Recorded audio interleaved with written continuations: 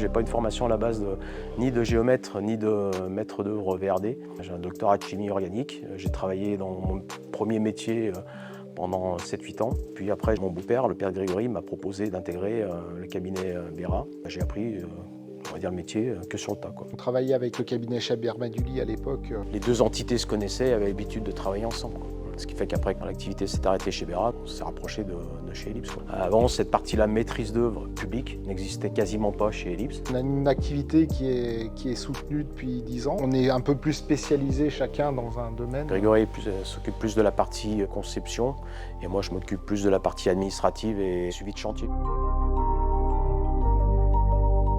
Projet type, on va souvent avoir un relevé topographique qui va être fait par les collègues du bureau.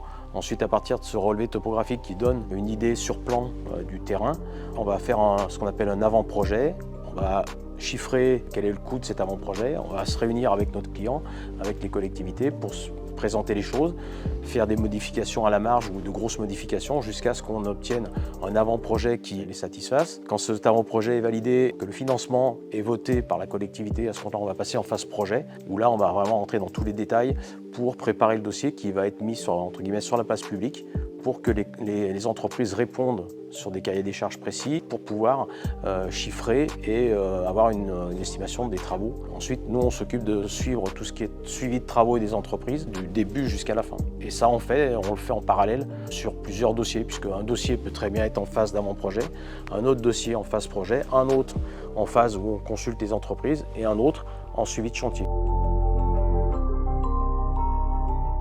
On n'est pas un service public, nous, mais on fait complètement un métier de service public. On est là pour soutenir les collectivités et arriver à faire sortir le projet qu'ils souhaitent, qui soit le plus qualitatif et qui soit quand même aussi dans leur budget, parce que ça c'est très important. Malgré tout, qu'on travaille dans une société privée, ça reste quand même du service public et en tout cas on a une mentalité en tout cas, oui, c'est ça. de service public. On a une conscience de service public, on gère le côté financier des travaux. C'est important pour nous que nos clients soient conscients qu'on gère bien leur portefeuille comme si c'était le nôtre et des fois même encore mieux que le nôtre.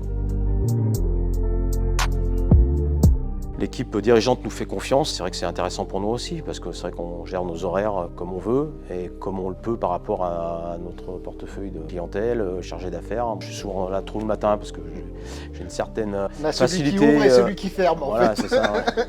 Généralement c'est moi qui ferme. On est pas mal complémentaires. Ce qui est enrichissant dans toute structure, de toute façon, c'est la complémentarité.